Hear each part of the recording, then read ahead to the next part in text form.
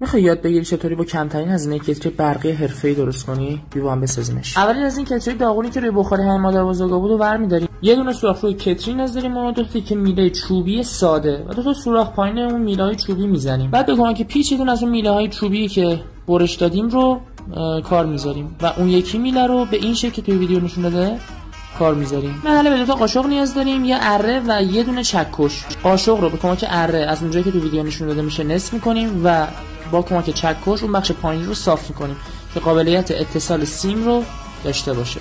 به کمک دلر دو تا سوراخ ایجاد می‌کنیم و اتصال سیم رو به اون وصل می‌کنیم و با پیچ گوشتی اون رو صفر می‌کنیم. حالا به دو تا که سیم نیاز داریم که این اتصال‌ها رو به سیم متصل کنیم. تو مرحله بعدی میایم پریز رو با سیم رو با هم دیگه لانچ می‌کنیم و سوار میکنیم. بعد دو تا سوراخ روی کتری ایجاد میکنیم و سیم ها رو از داخل اون عبور میدیم. به کمک اون دو تا سوراخ سیم رو میکنیم داخل و دور اون اتصالی که وصل کرده بودیم به قاشق رو وصل. حالا برای تست درب رو میذاریم و کتریمون رو وصل میکنیم به برق و نتیجه رو میبینیم. بله آب داره جوش میاد. این ارزون ترین طرف اینه که با وسایل تو خونه میتونی کتری برقی 5-6 میلیون تومانی خودت تو خونه بسازی. برای این طرفندای خفن دیگه دانفند رو فالو کن.